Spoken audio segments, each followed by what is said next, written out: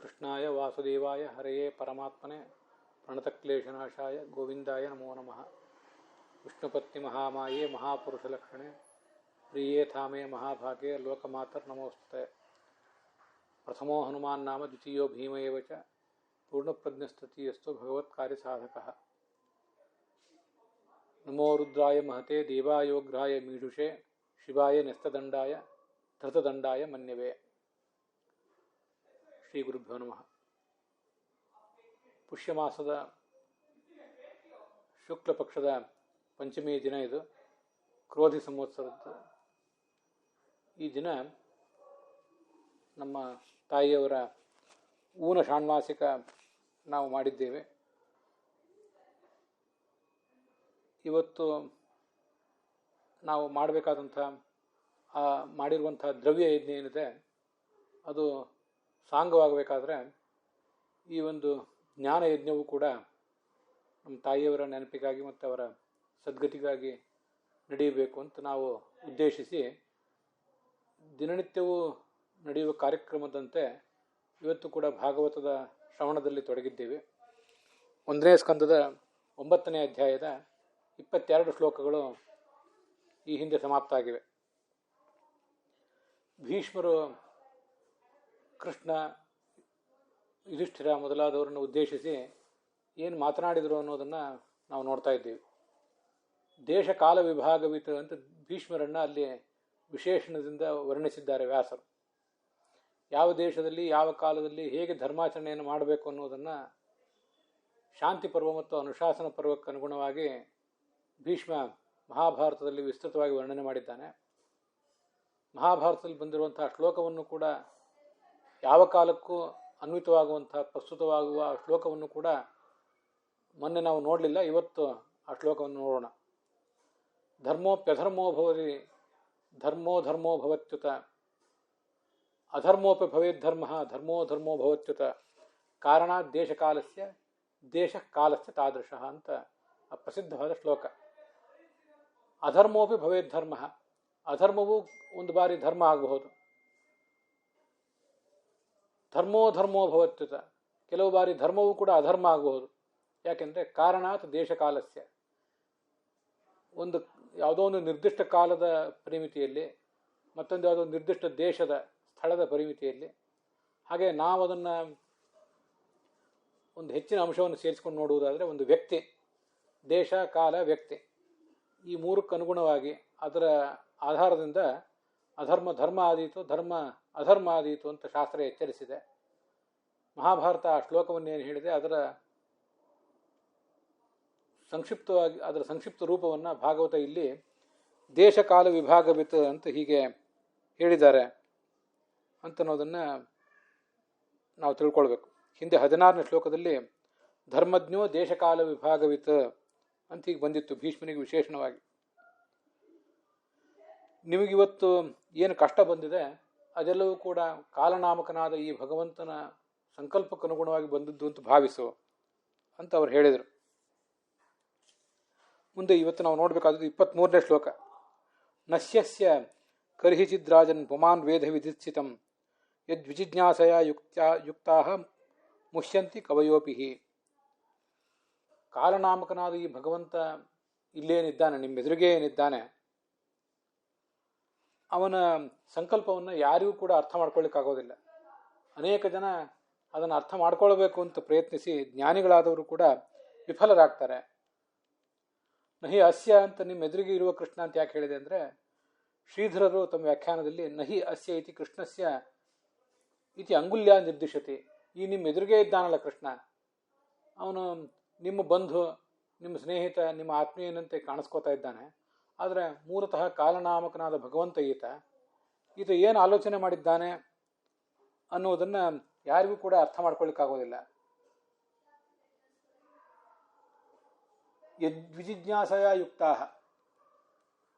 ಯಾವ ಭಗವಂತನ ಈ ಉತ್ಪತ್ತಿ, ಪಾಲನೆ, ನಾಶ ಮೊದಲಾದ ಕಾರ್ಯಗಳ ರಹಸ್ಯವನ್ನು ಅರ್ಥ ಮಾಡ್ಕೊಳ್ಳಿಕ್ಕೆ ಪ್ರಯತ್ನಪಟ್ಟು, ಹಾಗೆ ಅವನ ನಿಯಮನ, ಜ್ಞಾನ ಅಜ್ಞಾನ ಬಂಧ ಮೋಕ್ಷ ಪ್ರತತ್ವವನ್ನು ಅರ್ಥ ಮಾಡ್ಕೊಳ್ಳಿಕ್ಕೆ ಯುಕ್ತಾ ವಿಶೇಷವಾಗಿ ಪ್ರಯತ್ನಪಟ್ಟರು ಕೂಡ ತಮ್ಮ ಎಲ್ಲ ಶಾಸ್ತ್ರಜ್ಞಾನವನ್ನು, ಜೀವಮಾನದ ಅನುಭವವನ್ನು, ಜ್ಞಾನವನ್ನು ತೊಡಗಿಸಿದರೂ ಕೂಡ ಮುಷ್ಯಂತಿ ಕವಯೋಪಿ, ದೊಡ್ಡ ದೊಡ್ಡ ಜ್ಞಾನಿಗಳು ಕೂಡ ವಿಫಲರಾಗ್ತಾರೆ. ಅದು ಆತನ ಮಹಿಮೆ. ಅಪರಿಚ್ಛಿನ್ನತ್ವಾ ತಸ್ಯ ಸ್ವರೂಪ ಜಿಜ್ಞಾಸೆಯ ಯುಕ್ತಾ ಕವಯೋಪಿ ಮುಷ್ಯಂತೆ. ಈ ಭಗವಂತ ಅಪರಿಚ್ಛಿನ್ನ, ಇವನು ಯಾವುದೇ ಮಿತಿ ಇಲ್ಲ. ದೇಶತಃ, ಕಾಲತಃ, ಗುಣತಃ ಈತನಿಗೆ ಮಿತಿ ಇಲ್ಲ. ಆದ್ದರಿಂದ ಈತನ ಜಿಜ್ಞಾಸೆಯನ್ನು ಮಾಡಲಿಕ್ಕೆ ಕವಿಗಳು ಕೂಡ ವಿಫಲರಾಗ್ತಾರೆ ಅಂತ ವಿಜಯಧ್ವಜರು ಅದನ್ನು ವ್ಯಾಖ್ಯಾನಿಸಿದ್ದಾರೆ. ಅಯಂ ಇತ್ತಂಭೂತಃ ಇತಿ ನಿರ್ದೇಷ್ಟುಂ ನ ಜಾನಂತೆ. ಈ ಭಗವಂತ ಹೀಗೇ ಇದ್ದಾನೆ ಅಂತ ಅರ್ಥ ಮಾಡ್ಕೊಳ್ಳಿಕ್ಕೆ ಅವರು ವಿಫಲರಾಗ್ತಾರೆ. ಭಗವಂತ ಹೀಗೆ ಇದ್ದಾನೆ, ಅವನ ಗುಣ ಸ್ವರೂಪ, ಅವನ ಬಣ್ಣ ಕ್ರಿಯೆಗಳು ಹೀಗೆ ಇವೆ ಅಂತ ಅರ್ಥ ಮಾಡ್ಕೊಳ್ಳಿಕ್ಕೂ ವಿಫಲರಾಗ್ತಾರೆ. ಅಷ್ಟೇ ಅಲ್ಲ, ಯಾವುದೋ ಒಂದು ನಿರ್ದಿಷ್ಟ ಕ್ರಿಯೆಯ ಹಿಂದೆ ಆತನ ಸಂಕಲ್ಪ ಏನಿರಬಹುದು ಅನ್ನೋದನ್ನು ಕೂಡ ಅರ್ಥ ಮಾಡ್ಕೊಳ್ಳಿಕ್ಕೆ ಅವರು ವಿಫಲರಾಗ್ತಾರೆ. ಆದ್ದರಿಂದ ಸ್ವಕೃತ ಅದೃಷ್ಟಾನುಸಾರಿ ಫಲಧಾತು ಅಸ್ಯ ಭವತ್ ಸುಹೃತ್ವೇಪಿ. ಈ ಭಗವಂತ ನಾವು ಏನೇನು ಕರ್ಮಗಳನ್ನು ಮಾಡಿರ್ತೀವಿ ಅದಕ್ಕನುಸಾರವಾಗಿ ಫಲ ಕೊಡುವವನು. ಅವನು ನಿಮ್ಮ ಗೆಳೆಯನೇ ಆಗಿದ್ದಾನೆ, ಹೌದು, ನಿಮಗೆ ಆತ್ಮೀಯನೇ ಆಗಿದ್ದಾನೆ, ನಿಮಗೆ ಬಂಧುವೇ ಆಗಿದ್ದಾನೆ ಅನ್ನೋದು ಹೌದು. ಭವತ್ ಸುಹೃತ್ವೇಪಿ. ಆದರೂ ಕೂಡ ನಿಮಗೆ ಇವತ್ತು ಆಪತ್ತು ಕೊಟ್ಟಿದ್ದಾನಲ್ಲ, ಅದು ಯಾಕೆ ಕೊಟ್ಟಿದ್ದಾನೆ ಅಂದರೆ ಪ್ರಾರಬ್ಧ ಕರ್ಮಾನುಕೂಲ್ಯೇನ ವಿಪತ್ಕರತ್ವಂ. ನಿಮ್ಮ ಪ್ರಾರಬ್ಧಕ್ಕನುಗುಣವಾಗಿಯೇ ಈ ಎಲ್ಲ ವಿಪತ್ತುಗಳನ್ನು ಭಗವಂತ ಕೊಟ್ಟಿದ್ದಾನೆ ಅನ್ನುವುದನ್ನು ನೀವು ಮನಗಾಣಬೇಕು. ಇದನ್ನೇ ನಾವು ಈ ಹಿಂದೆ ಅನೇಕ ಭಾಗಗಳಲ್ಲಿ ವಿಸ್ತಾರವಾಗಿ ನೋಡಿದ್ದು. ಭಗವಂತ ಕೃಷ್ಣ ಎಂಬ ರೂಪದಲ್ಲಿ ಅವತರಿಸಿ ಬಂದಾಗ ಪಾಂಡವರಿಗೆ ಸುಹೃತ್ ಹೌದು, ಬಂಧು ಹೌದು, ಎಲ್ಲವೂ ಹೌದು. ಆದರೂ ಕೂಡ ಅವನು ಪಾಂಡವರಿಗೆ ಒಂದಿಷ್ಟು ಮಟ್ಟಿಗಾದರೂ ಆಪತ್ತನ್ನು ಕೊಟ್ಟದ್ದು, ಆಮೇಲೆ ಕಾಪಾಡಿದ, ಅದು ವಿಷಯ ಬೇರೆ. ಆದರೂ ಒಂದಿಷ್ಟಾದರೂ ವಿಪತ್ತುಗಳನ್ನು ಕೊಟ್ಟನಲ್ಲ, ಆ ಕೊಟ್ಟದ್ದು ಕೂಡ ಯುಕ್ತವೇ ಆಗಿದೆ. ಅದು ಅವನ ಸಂಕಲ್ಪಕ್ಕೆ ಅನುಗುಣವಾಗಿಯೇ ಆಗಿದೆ. ಯಾಕೆಂದರೆ ನಿಮ್ಮ ಪ್ರಾರಬ್ಧ ಕರ್ಮ ಆಗಿದೆ ಅಂತ ಆ ವಿಜಯಧ್ವಜರು ಅದಕ್ಕೆ ಅರ್ಥ ಮಾಡ್ತಾರೆ. ನಾನು ಸ್ವಭಕ್ತೈ ಪಾಪಕರೂಪ ಕರ್ಮಾಣಿ ಕಾರಯಿತ್ವ. ತನ್ನ ಭಕ್ತರಿಗೆ ಪಾಪರೂಪವಾದ ಕರ್ಮಗಳನ್ನು ಮಾಡಿಸ್ತಾನೆ, ಅವರಿಗೆ ಅದರ ಫಲರೂಪವಾದ ಆಪತ್ತನ್ನು ಕೊಡ್ತಾನಲ್ಲ. ಯಾಕೆ ಕೊಡ್ತಾನೆ? ಅವನು ಪಾಪಗಳನ್ನು ಮಾಡಿಸ್ತಾನೆ ಯಾಕೆ, ಮತ್ತು ಅದರ ಫಲವಾಗಿ ಆಪತ್ತುಗಳನ್ನು ಕೊಡ್ತಾನೆ ಯಾಕೆ? ಇದೇನು ಅರ್ಥ ಆಗದೆ ಇರುವ ಸಂಗತಿ ಇದು. ಅವನು ಮಾಡಿಸದೇ ಇದ್ರೆ ಆಗ್ತದಲ್ಲ, ಅಂಥ ಪಾಪರೂಪ ಕರ್ಮಗಳನ್ನು ಮಾಡಿಸದೇ ಇದ್ರೆ ಆಗ್ತದೆ. ಏನು ಕೇಳಿದ್ರು ಪ್ರಾರಬ್ಧ ಕರ್ಮ ಅಂತ ಉತ್ತರ ಕೊಡ್ತೀರಿ. ಆ ಪ್ರಾರಬ್ಧ ಕರ್ಮವನ್ನು ಮಾಡಿಸಿದವನೇ ಅವನು. ಹಾಗಿರುವಾಗ ಅವನು ಮಾಡಿಸಿದ ಯಾಕೆ? ಮಾಡಿಸಿದ ಮೇಲೆ ಅದಕ್ಕೆ ಫಲ ಕೊಡಬೇಕಾಗ್ತದೆ ಅಂತ ಅನ್ನೋದು ಒಪ್ಪಬೇಕಾದ ವಿಚಾರ. ಆದರೆ ಅಂಥ ಪಾಪರೂಪವಾದ ಕರ್ಮಗಳನ್ನು ನಮ್ಮಂಥ ಸಾಮಾನ್ಯರಿಂದಾದರೂ ಆತ ಯಾಕೆ ಮಾಡಿಸಿದ? ಪಾಂಡವರಂಥ ಮಹಾತ್ಮರಿಂದಾದರೂ ಆತ ಯಾಕೆ ಮಾಡಿಸಿದ? ಇದು ನಮಗೆ ಬರುವಂಥ ಪ್ರಶ್ನೆ. ಅದಲ್ಲದೇ ಪಾಪರೂಪವಾದ ಕರ್ಮವನ್ನು ಮಾಡಿಸಿದ ಮೇಲೆ ಕೂಡ ಆ ಫಲ ಅವರಿಗೆ ಬರದೇ ಇರುವಂತೆ ಅವನು ತಡಿಬಹುದಿತ್ತು. ಆಪತ್ತೆಂಬ ಫಲ ಅವರಿಗೆ ಬರದೇ ಇರುವಂತೆ ಅದು ತಡಿಬಹುದಿತ್ತು, ಅದನ್ನು ಮಾಡಬಹುದಿತ್ತಲ್ಲ ಅಂತ ಎರಡು ಥರದ ಪ್ರಶ್ನೆಗಳು ನಮಗೆಲ್ಲ ಬರೋದು ಸಾಮಾನ್ಯವಾಗಿ.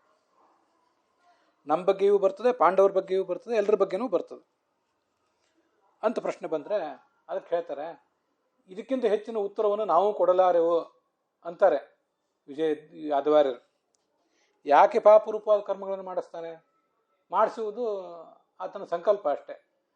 ಮಾಡಬೇಕು ಅಂತ ಪಾಪರೂಪವಾದ ಕರ್ಮವನ್ನು ಮಾಡಬೇಕಾದ ಸ್ವಭಾವ ಈ ಜೀವರಲ್ಲಿದೆ.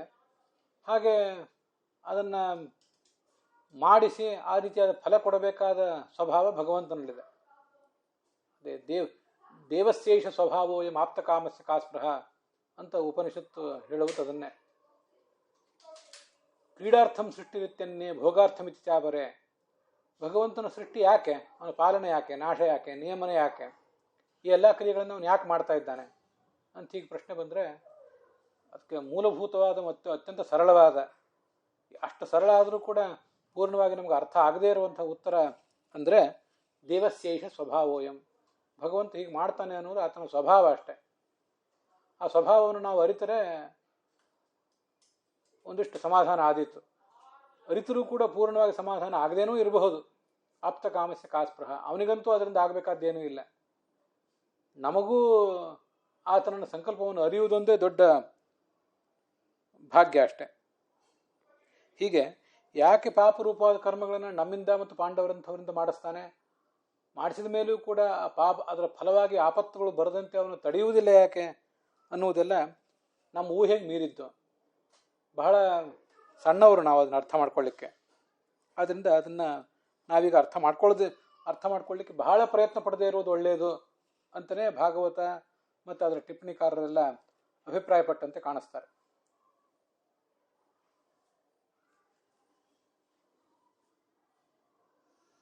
ತರ್ಹಿ ಕಾಲಾನುವೃತ್ಯ ಕಿಮಸ್ಯ ಚಿಕೀರ್ಷಿತಂ, ಅವನು ಭಗವಂತ ಈ ಸರ್ವೋತ್ತಮ ಅಂತ ಆದಮೇಲೆ ಕಾಲಾನುಗುಣವಾಗಿ ಯಾಕೆ ಆ ಥರ ಕೆಲಸಗಳನ್ನು ಮಾಡಿಸ್ತಾನೆ, ಕಾಲಕ್ಕೆ ಅಧೀನಾಗಿ ಅವನ್ಯಾಕೆ ಇರ್ತಾನೆ ಅಂತ ಶ್ರೀ ವೀರರಾಘವರು ಪ್ರಶ್ನೆ ಮಾಡ್ಕೊಂಡಿದ್ದಾರೆ. ಅದಕ್ಕೆ ಮತ್ತೆ ಅವರೇ ಉತ್ತರ ಕೊಟ್ಟಿದ್ದಾರೆ. ಯಾಕೆ ಹಾಗೆ, ಅವನು ಯಾಕೆ ಕಾಲಕ್ಕೆ ಅನುಗುಣವಾಗಿ ಈ ಎಲ್ಲ ಕರ್ಮಗಳನ್ನು ಮಾಡಿಸ್ತಾನೆ. ಯದ್ವಶೇ ಲೋಕಃ ಸ ಕಾಲೋಪಿ ಕೃಷ್ಣಾಯತ್ತ, ಯಾವ ಭಗವಂತನ ವಶದಲ್ಲಿ ಈ ಲೋಕ ಇದೆ, ಮತ್ತು ಅಂಥ ಭಗವಂತನ ಅಧೀನದಲ್ಲೇ ಈ ಕಾಲ ಇದ್ದ ಮೇಲೆ, ಕಾಲವು ಅವನ ಅಧೀನ ಅಂತಂದಮೇಲೆ ಆ ಕಾಲಕ್ಕನುಗುಣವಾಗಿ ಮತ್ತು ಪ್ರಾರಬ್ಧ ಕರ್ಮಕ್ಕನುಗುಣವಾಗಿ ಅವನು ಯಾಕೆ ಮಾಡ್ತಾನೆ ಅಂತ ಪ್ರಶ್ನೆ ಬಂದರೆ ನಮಗೆ ಇದಕ್ಕಿಂತ ಹೆಚ್ಚಿನ ಉತ್ತರ ಗೊತ್ತಿಲ್ಲ ಅಂತಲೇ. ಇದನ್ನೇ ವೀರರಾಘವರು ಒಂದು ಪ್ರಶ್ನವನ್ನು ತಗೊಂಡಿದ್ದಾರೆ, ಯಾದವಾರ್ಯರು ಮತ್ತೊಂದು ಪ್ರಶ್ನೆ ತಗೊಂಡಿದ್ದಾರೆ. ಎರಡೂ ಪ್ರಶ್ನೆಗಳಿಗೂ ಹೀಗೆ ಉತ್ತರ, ಒಂದೇ ಉತ್ತರ, ನಮಗದು ಪೂರ್ಣವಾಗಿ ಅರ್ಥ ಆಗುವುದಿಲ್ಲ ಅಂತಲೇ. ಹೀಗೆ ಆ ಭಗವಂತನ ಎಲ್ಲ ಕ್ರಿಯೆಗಳು ಕೂಡ ಪೂರ್ಣವಾಗಿ ಅವೇದ್ಯಗಳು, ನಮಗೆ ಪೂರ್ಣ ಅರ್ಥ ಆಗುವಂಥವಲ್ಲ. ಯಥೋವಾಚೋ ನಿವರ್ತಂತೆ ಅಪ್ರಾಪ್ಯ ಮನಸಾ ಸಹ ಅಂತಲೇ ಉಪನಿಷತ್ತು ಕೂಡ ಅವನು ವರ್ಣನೆ ಮಾಡಿದೆ. ಕವೇಯ ಬ್ರಹ್ಮಾದಯೋಪಿ, ಬ್ರಹ್ಮಾದಿಗಳಿಗೂ ಕೂಡ ಇದು ಪೂರ್ಣವಾಗಿ ಅರ್ಥ ಆಗದೆ ಅವರು ಕಳವಳಕ್ಕೊಳಗಾಗ್ತಾರೆ ಅಂತ ಕವಯ ಅಂದರೆ ಬ್ರಹ್ಮಾದಯ ಅಂತ ಅದನ್ನು ವ್ಯಾಖ್ಯಾನ ಮಾಡ್ತಾರೆ ಶ್ರೀಧರರು.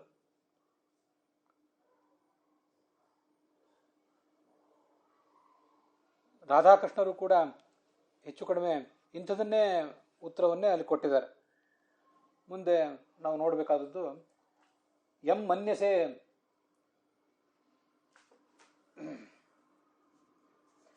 ತಸ್ಮಾತ್ ಜಗತ್ ದೈವತಂತ್ರಂ ವ್ಯವಸ್ಯ ಭರತರ್ಷಭ ತಸ್ಯಾನುಭೀತೋ ನಾಥಾಹ ನಾಥ ಪಾಹಿ ಪ್ರಜಾಹ ಪ್ರಭೋ. ಆದ್ದರಿಂದ ಈಗ ನಮಗಿರುವ ಮಾರ್ಗ ಏನು, ಭಗವಂತನ ಆ ಸೃಷ್ಟ್ಯಾದ್ಯಷ್ಟ ಕರ್ತೃತ್ವವನ್ನು ಪೂರ್ಣವಾಗಿ ಅರಿತುಕೊಳ್ಳಿಕ್ಕಾಗೋದಿಲ್ಲ. ಹಾಗಾದರೆ ನಮಗಿರುವ ಮಾರ್ಗ ಏನು ಅಂತ ಪ್ರಶ್ನೆ ಬಂದರೆ, ಜಗತ್ತೆಲ್ಲವೂ ಭಗವಂತನ ಅಧೀನ ಅಂತ ಇಷ್ಟನ್ನು ಮಾತ್ರ ತಿಳಿದುಕೋ. ಇದು ಬಹಳ ಸರಳವಾದಂಥ ಒಂದು ಅನುಸಂಧಾನ ನಾವು ಮಾಡ್ಕೊಳ್ಬೇಕಾದದ್ದು. ಸರಳವಾದದ್ದು, ತುಂಬ ಪ್ರಧಾನವಾದದ್ದು. ಇಷ್ಟನ್ನಾದರೂ ತಿಳ್ಕೊಂಡು ಅವನ ಆದೇಶಕ್ಕನುಗುಣವಾಗಿ, ಆ ಭಗವಂತ ಶ್ರುತಿ ಸ್ಮೃತಿಗಳಲ್ಲಿ ಏನು ಆದೇಶ ಕೊಟ್ಟಿದ್ದಾನೆ ಅದಕ್ಕನುಗುಣವಾಗಿ ಅನಾಥಾಹ ಪ್ರಜಾಹ ಪಾಹಿ, ಈ ಎಲ್ಲ ಪ್ರಜೆಗಳು, ಈಗ ದೊಡ್ಡ ಪ್ರಮಾಣದ ಯುದ್ಧ ನಡೆದಿದೆ, ದೊಡ್ಡ ಪ್ರಮಾಣದ ಜನಸಂಕ್ಷಯ ಆಗಿದೆ, ಪ್ರಜೆಗಳಿಗೆ ಸರಿಯಾದ ರಾಜರ್ಯಾರೂ ಇಲ್ಲ, ಅಂಥ ಅನಾಥರಾದ ಪ್ರಜೆಗಳನ್ನು ನೀನೀಗ ಕಾಪಾಡಬೇಕು ಅಂತ ಈ ಭೀಷ್ಮರು ಅವನಿಗೆ ಸಮಾಧಾನ ಹೇಳ್ತಿದ್ದಾರೆ. ಸ್ವತಂತ್ರಂ ಅಸ್ವತಂತ್ರಂ ಚ ದ್ವಿವಿಧಂ ತತ್ವಮಿಷ್ಯತೆ ಅಂತ ಆಚಾರ್ಯರು ಒಟ್ಟಾರೆ ತತ್ವವನ್ನು ಸಂಕ್ಷಿಪ್ತವಾಗಿ ಹಾಗೆ ಬಹಳ ಪರಿಣಾಮಕಾರಿಯಾಗಿ ಎಲ್ಲವನ್ನು ಅಡಕಾಗುವಂತೆ ವರ್ಣಿಸಿದ್ದಾರಲ್ಲ, ಅದೇ ಅದರ ಏನು ಭಾಗವತದ ಮೊದಲಾದ ಶ್ಲೋಕಗಳಿವೆ, ಈ ಶ್ಲೋಕಗಳ ಒಂದು ಸಂಕ್ಷಿಪ್ತವಾದ ಸಾರವನ್ನೇ ಅದರಲ್ಲಿ ತುಂಬಿದ್ದಾರೆ ಅಂತ ನಾವು ತಿಳ್ಕೊಳ್ಬೇಕು. ಉಳಿದ ಅನೇಕ ಸಂಗತಿಗಳು ನಮ್ಗೆ ಅರ್ಥ ಆಗುವಂಥವೇ ಅಲ್ಲ, ಯಾಕೆ ಭಗವಂತ ಹೀಗೆ ಹಾಗೆ ಅಂತ. ಆದರೆ ನಮಗೂ ಒಂದು ಮಾತ್ರ ಸಂಗತಿ ಅರ್ಥ ಆಗ್ತದೆ, ದೈವತಂತ್ರಂ ವ್ಯವಸ್ಯ. ನಾವು, ನೀವು, ಅವರು, ಇವರು, ಈ ಜಡ ಚೇತನಗಳು ಇವೆಲ್ಲವೂ ಕೂಡ ದೈವತಂತ್ರ ಅನ್ನುವ ಸಂಗತಿ ಮಾತ್ರ ಅರ್ಥ ಆಗ್ತದೆ. ಇದನ್ನು ವ್ಯವಸ್ಯ, ಇದನ್ನು ನಿರ್ಧಾರ ಮಾಡಿಕೋ ಅಂತ ಹೇಳ್ತಿದ್ದಾರೆ. ಇದ್ರ ಬಗ್ಗೆ ವಿವಾದ ಬೇಡ. ಯದಿನಾಮ ಪರೋ ನ ಭವೇತ ಹರಿಹಿ ಕಥಮಸ್ಯ ವಶೇ ಜಗದೇತದಭೂತ್ ಯದಿನಾಮನ ತಸ್ಯ ವಶೇ ಸಕಲಂ ಕಥಮೇವಚ ನಿತ್ಯ ಸುಖಂ ನ ಭವೇತ್ ಅಂತ ಆಚಾರ್ಯರು ಶ್ರೌತವಾದ ಯುಕ್ತಿಯನ್ನು, ಶ್ರುತಿಗಳಲ್ಲಿ ಮತ್ತು ಸ್ಮಾರ್ಥ ಯುಕ್ತಿಗಳನ್ನು, ಪುರಾಣಗಳಲ್ಲಿಯೂ ಬಂದಿರುವಂಥ ಯುಕ್ತಿಯನ್ನು ಹಾಗೆ ನಮ್ಮ ಅನುಸಂಧಾನಕ್ಕೆ ಕೊಟ್ಟಿದ್ದಾರೆ. ಯದಿನಾಮ ಪರೋ ನ ಭವೇತ ಹರಿಹಿ, ಭಗವಂತನನ್ನು ಪರ ಸರ್ವೋತ್ತಮ ಅಂತ ಭಾವಿಸು, ಅದು ಪ್ರಾಥಮಿಕ ತಿಳುವಳಿಕೆ ನಮಗಿರಬೇಕಾದದ್ದು. ಅದನ್ನು ಹೇಗೆ ತಿಳಿಯುವುದು ಅಂದರೆ, ಕಥಮಸ್ಯ ವಶೇ ಜಗದೇ ತದಭೂತ್, ಭಗವಂತ ಒಂದು ವೇಳೆ ಸರ್ವಜ್ಞನಲ್ಲದೆ ಸರ್ವೋತ್ತಮ ಅಲ್ಲದೆ ಹೋಗಿದ್ದರೆ, ಕಥಮಸ್ಯ ವಶೇ ಜಗದೇ ತದಭೂತ್, ನಾವು ನೀವೆಲ್ಲರೂ ಸೇರಿದಂತೆ ಜಡಚೇತನವೆಲ್ಲವೂ ಸೇರಿದಂತೆ ಈ ಜಗತ್ತು ಅವನ ಅಧೀನದಲ್ಲಿ ಹೇಗಿರ್ತಿತ್ತು? ನಮಗೆ ಮತ್ತೆ ಪ್ರಶ್ನೆ ಬರ್ಬೋದು, ಯತಿನಾಮನತಸ್ಯ ವಿಷಯ ಸಕಲಂ, ನಾವೆಲ್ಲರೂ ಅವನ ಅಧೀನದಲ್ಲಿದ್ದೀವಿ ಅಂತ ತಿಳಿಯುವುದು ಹೇಗೆ? ಅಲ್ಲಿ ಎರಡು ಥರದ ಪ್ರಶ್ನೆಗಳು ಪ್ರಾಯ. ನಾವೆಲ್ಲರೂ ಯಾರ್ದಾದ್ರೂ ಅಧೀನದಲ್ಲಿ ಇದ್ದೀವಿ ಅಂತ ನಮಗೆ ಮನವರಿಕೆ ಆಗುವುದು ಹೇಗೆ? ಮತ್ತೆ ಭಗವಂತನ ಅಧೀನದಲ್ಲಿಯೇ, ಹರಿ ಎಂಬ ಈ ಭಗವಂತನ ಅಧೀನದಲ್ಲೇ ಇದ್ದೀವಿ ಅಂತ ತಿಳಿಯುವುದಾದ್ರೂ ಹೇಗೆ ಅಂತ ಎರಡು ಪ್ರಶ್ನೆಗಳು ಪ್ರಾಯ ನಮ್ಮನ್ನು ಕಾಡ್ತಿರ್ತವೆ. ಯಾಕೆಂದ್ರೆ ಯಕ್ಷೇ ದಾಸ್ಯಾಮಿ ಮೋದಿಷ್ಯೆ ಈಶ್ವರೋಹಂ ಅಹಂ ಭೋಗಿ ಆಢ್ಯೋಹಂ ಅಭಿಜನವಾನಸ್ಮಿ, ಅನೇಕ ಬಾರಿ ನಾವು ಇನ್ನೊಬ್ಬರ ಅಧೀನರಾಗಿದ್ದೀವಿ ಅಂತನ್ನುವುದನ್ನು ಮನುಷ್ಯನಿಗೆ ಒಪ್ಪಿಕೊಳ್ಳಿಕ್ಕೆ ಮನಸ್ಸಾಗೋದಿಲ್ಲ. ರಾಜಸ ತಾಮಸ ಭಾವಗಳು ನಮ್ಮ ಮನಸ್ಸನ್ನು, ನಮ್ಮ ಚಿಂತನದ ವೃತ್ತಿಯನ್ನು ಬಾಧಿಸಿದಾಗ ಇನ್ನೊಬ್ಬರಿಗೆ ಎರಡು ಥರದ ಜನಗಳನ್ನು ನಾವು ಕಾಣ್ತೇವೆ. ನನ್ನ ಅನುಭವದಲ್ಲಿ ನಮ್ಮ ಸುತ್ತಮುತ್ತಲು ಪ್ರಶ್ನೆ ಕೇಳಿದಾಗ ಅಂತ ಎರಡು ಥರದ ಪ್ರಶ್ನೆಗಳನ್ನು ನಾನು ಕೇಳಿದ್ದೇನೆ. ನಾವು ಯಾರದ ಅಧೀನದಲ್ಲೂ ಇಲ್ಲ ಅಂತ ಭಾವಿಸುವವರು ಕೆಲವರು. ಹೌದು, ಯಾರ್ದಾರು ಒಬ್ಬರ ಅಧೀನದಲ್ಲಿ ಇದ್ದೇವೆ, ಆದರೆ ಇರುವುದು ಸುಖಕರ ಅಲ್ವಲ್ಲ, ಯಾಕೆ ನಾವು ಇನ್ನೊಬ್ಬರ ಇದ್ದೀವಿ ಅನ್ನೋದು ಹೌದು, ನಮ್ಗೆ ಅನಿಸ್ತಾ ಇದೆ.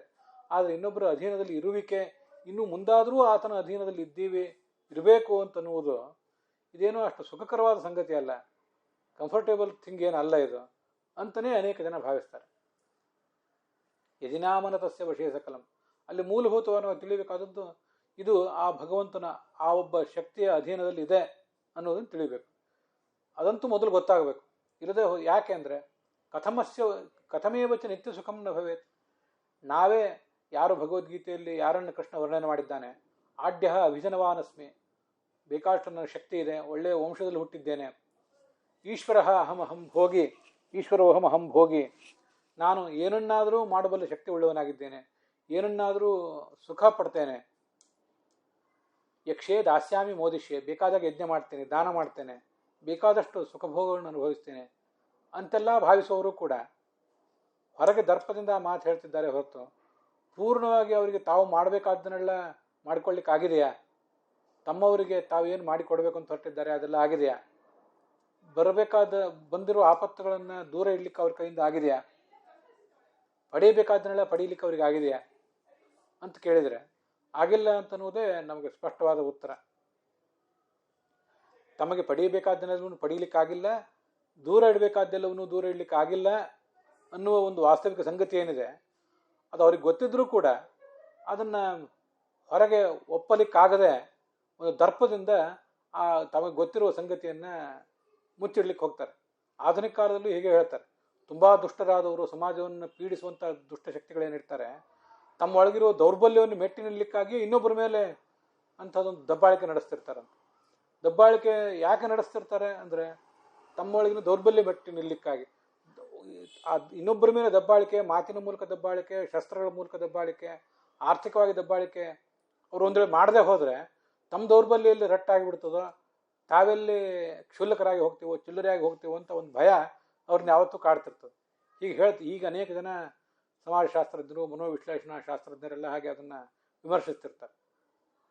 ಅವರ ಒಂದು ದಬ್ಬಾಳಿಕೆ ಪ್ರವೃತ್ತಿ, ಇನ್ನೊಬ್ಬರ ತಲೆ ಮೇಲೆ ಮೆಟ್ಟಿ ನಿಲ್ಲುವ ಪ್ರವೃತ್ತಿ ಇದೆಯಲ್ಲ, ಇದೆಲ್ಲ ಅವರ ದೌರ್ಬಲ್ಯವನ್ನೇ ತೋರಿಸ್ತದೆ, ಸ್ಪಷ್ಟವಾಗಿ ತೋರಿಸ್ತದೆ. ನಾಸ್ತಿಕರಾದವರು ಇದನ್ನು ಒಪ್ಪಬೇಕು. ಇಷ್ಟಾದ ಮೇಲೆ ನಮಗೆ ನಿತ್ಯ ಸುಖ ಇಲ್ಲ ಅಂತಂದಮೇಲೆ ಯಾರೋ ಒಬ್ಬರ ಅಧೀನ ಇದ್ದೀವಿ ಅಂತ ಒಪ್ಪುವುದು ಆಸ್ತಿಕರಿಗೆ ಸಂಬಂಧಪಟ್ಟದ್ದು. ನಿತ್ಯ ಸುಖ ಇಲ್ಲ ಅಂತನ್ನುವುದು ಮಾತ್ರ ನಾಸ್ತಿಕರಾದವರು ಒಪ್ಪಲೇಬೇಕಾದದ್ದು. ಹಾಗಾಗಿ ನಿತ್ಯ ಸುಖ ಇಲ್ಲ ಅಂತಂದು ಯಾರೋ ಒಬ್ಬರು ಅಧೀನರಾಗಿದ್ದೇವೆ ಅಂದಮೇಲೆ ಯಾರು ಅಧೀನರಾಗಿದ್ದೇವೆ ಅಂದರೆ ಭಗವಂತನ ಅಧೀನದೇ ಆಗಿದ್ದೇವೆ, ಅವನ ಅಧೀನವೇ ಇದಾಗಿದೆ. ಇದು ಬೇಸಿಕ್ ತಿಳುವಳಿಕೆ, ನಮಗೆ ಬರಬೇಕಾದಂತಹ ಬೇಸಿಕ್ ತಿಳುವಳಿಕೆ ಇದು. ಅದನ್ನೇ ಮಹಾಭಾರತನೂ ಕೂಡ ಹೇಳಿದೆ, ಅನೇಕ ಬಾರಿ ಅದನ್ನು ಹೇಳಿದ್ದೇನೆ.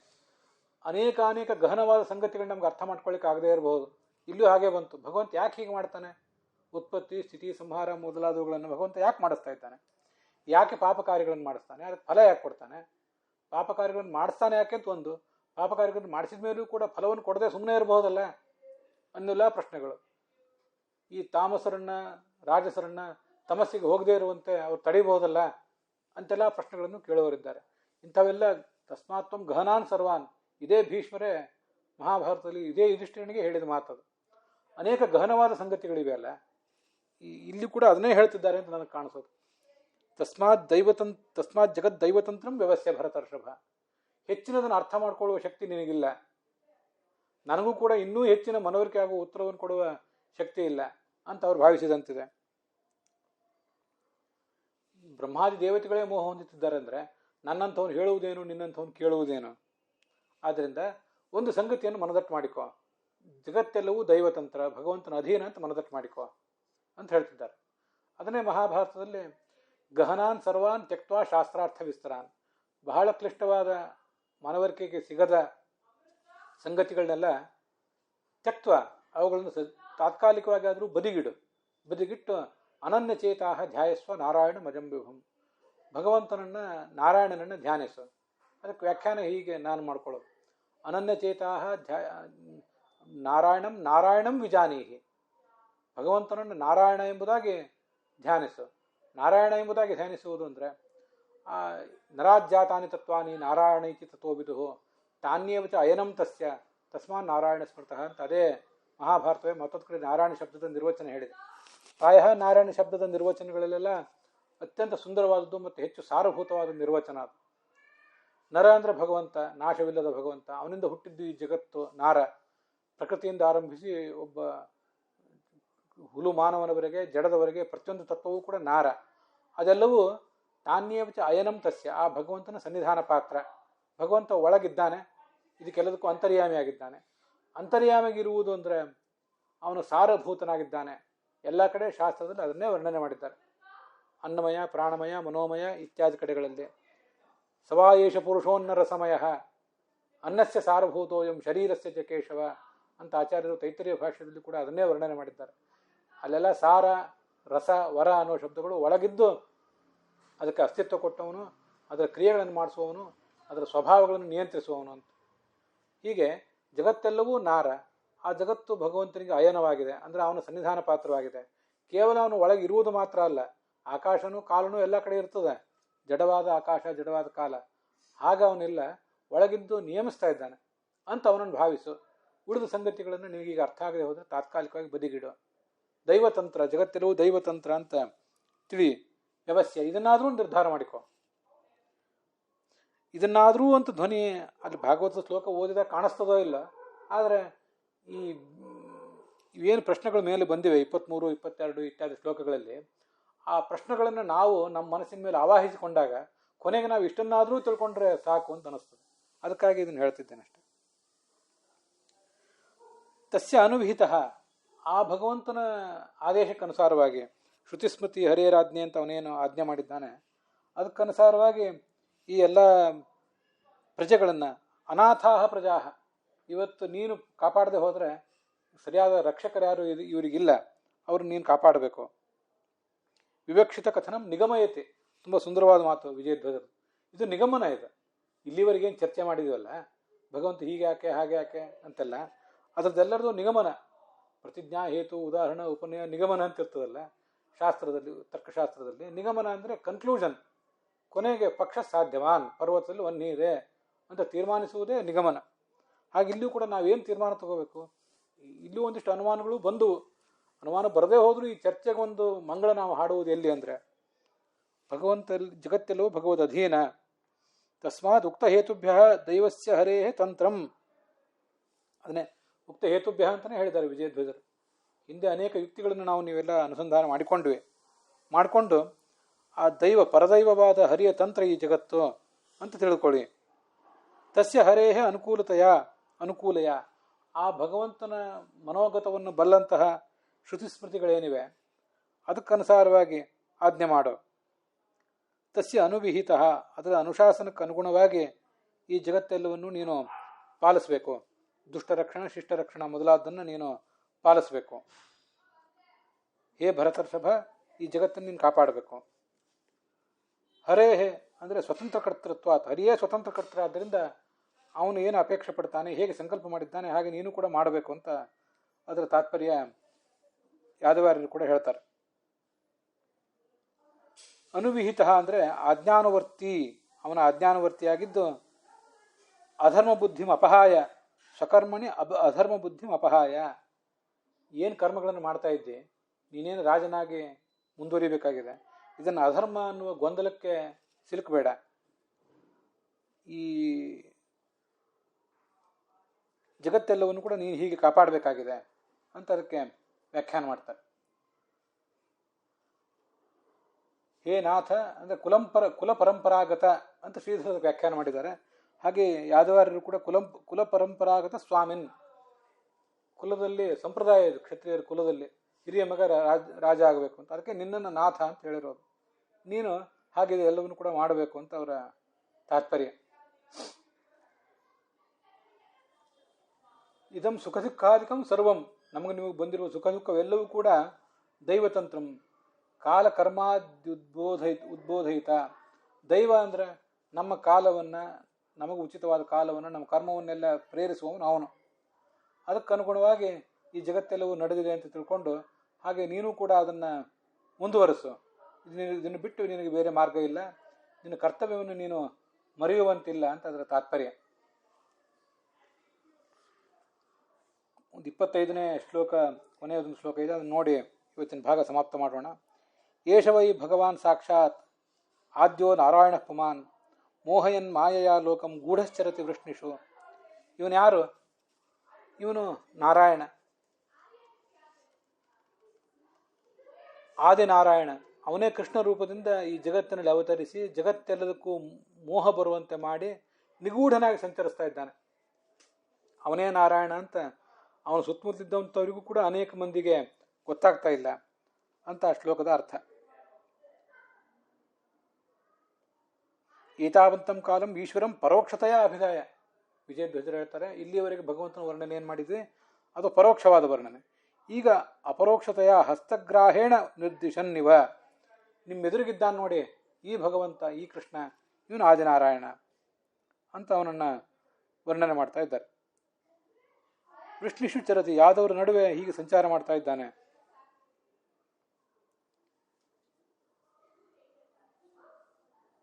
ಆದ್ದರಿಂದ ಇವನು ಹೇಳಿದ ಧರ್ಮವನ್ನೇ ಧರ್ಮ ಅಂತ ನೀನು ತಿಳಿದುಕೋ. ನಾನು ಕೃಷ್ಣಯೇವ ಅಯಂ ಧರ್ಮ ಇತಿ ಮಾಂ ಬೋಧಯತಿ ನ ಈಶ್ವರ ಏನ ತದನುವಿಧ ಪ್ರಜಾ ಪಾಲಯಾಮಿ ಇತ್ಯತಃ. ಆಯಿತು, ಕೃಷ್ಣ ಈ ಧರ್ಮಗಳನ್ನು ಹೇಳ್ತಿದ್ದಾನೆ, ಹೌದು. ಭಗವದ್ಗೀತೆಯಲ್ಲಿ ಕೃಷ್ಣ ಹೇಳಿದ, ಭಗವಂತ ಹೇಳಿದ್ನ ಅಂತ ಪ್ರಶ್ನೆ ಬಂದರೆ ಆ ಭಗವಂತನೇ ಕೃಷ್ಣ ಅನ್ನೋದನ್ನು ತಿಳ್ಕೊ ಅಂತ ಭಗವದ್ಗೀತೆಯಲ್ಲೂ ಬಂದಿದೆ. ಅದು ಅವಜಾನಂತೆ ಮಾಂ ಮೂಢಾಹ ಮಾನುಷೀಂ ತನುಮಾಶ್ರಿತಂ ಅಂತ ಅಲ್ಲೂ ಕೂಡ ಬಂದಿದೆ. ಅದೇ ಭಾಗವತದಲ್ಲೂ ಕೂಡ ಬರ್ತಿದೆ. ಮಾಯಾ ಅಂದರೆ ಬಂಧಕ ಶಕ್ತಿ, ತನ್ನ ಇಚ್ಛೆ ಮತ್ತು ತನ್ನ ಅಧೀನವಾದ ಚೇತನ ಪ್ರಕೃತಿ ಲಕ್ಷ್ಮೀದೇವಿ ಮತ್ತು ಜಡ ಪ್ರಕೃತಿ, ಅದರ ಮೂಲಕ ಈ ಜಗತ್ತೆಲ್ಲವನ್ನು ಕೂಡ ಕಟ್ಟಿ ಹಾಕಿದ್ದಾನೆ ಅಂತ ಅದರ ತಾತ್ಪರ್ಯ. ಗೂಢ ಅಂದರೆ ಅನವಗತಃ, ಯಾರಿಗೂ ತಿಳಿಯದಂತೆ, ತನ್ನ ಸ್ವರೂಪ ಏನು ಅಂತ ಯಾರಿಗೂ ತಿಳಿಯಗೊಡದೆ ಎಲ್ಲ ಕಡೆ ಸಂಚಾರ ಮಾಡ್ತಾ ಇದ್ದಾನೆ ಭಗವಂತ ಅಂತ ಅದರ ತಾತ್ಪರ್ಯ. ಇಲ್ಲಿ ವಿಶೇಷ ಅರ್ಥಗಳೇನೂ ಇಲ್ಲ, ಇವರು ಬೇರೆ ವ್ಯಾಖ್ಯಾನಕಾರರು ಹೇಳಿದಂಥ ಅರ್ಥಗಳು. ಆದರೂ ಕೆಲವೊಂದು ಶಬ್ದಗಳಿಗೆ ಏನಾದರೂ ವಿಶಿಷ್ಟವಾದ ಅರ್ಥಗಳನ್ನು ಹೇಳ್ತಿರ್ತಾರೆ. ತಿರೋಧಾಪಿತ ಸ್ವಕೀಯ ವೇಷ. ಗೂಢ ಅಂದರೆ ತನ್ನ ಮೂಲ ವೇಷ ಏನಿದೆ, ತನ್ನ ಮೂಲ ಸ್ವರೂಪ, ಅದನ್ನು ಮುಚ್ಚಿಟ್ಟುಕೊಂಡು ಭಗವಂತ ಸಂಚಾರ ಮಾಡ್ತಿದ್ದಾನೆ. ಕಶ್ಚಿದ್ಯಾದವ ಇವ, ಇವನೂ ಒಬ್ಬ ಯಾದವ ಅಂತ ಭಾವನೆ ಬರುವಂತೆ ಅವನ್ನೆಲ್ಲ ಕಡೆ ಸಂಚಾರ ಮಾಡ್ತಿದ್ದಾನೆ ಅಂತ ಅದರ ತಾತ್ಪರ್ಯ. ಅಲ್ಲಿಗೆ ಈ 25ನೇ ಶ್ಲೋಕ ಸಮಾಪ್ತವಾಗಿದೆ. ಇವತ್ತಿನ ಈ ಭಾಗವು ಕೂಡ ಇಲ್ಲಿಗೆ ಸಮಾಪ್ತವಾಗಿದೆ. ಹುಸಿಯ ನಾಡಿ ಹೊಟ್ಟೆ ಹೊರೆವ ವಿಷಯದಲ್ಲಿ ರಸಿಕನಂತು ಹುಸಿಗೆ ಹಾಕಿದಿರೋ ಇನ್ನು ಋಷಿಕೇಶನೇ, ಈಶನಿನ್ನ ಚರಣ ಭಜನೆ ಆಸೆಯಿಂದ ಮಾಡುವೆ, ದೋಷ ರಾಶಿ ನಾಶ ಮಾಡು ಶ್ರೀಶಕೇಶವ. ಶ್ರೀಕೃಷ್ಣಾರ್ಪಣ ವಸ್ತು.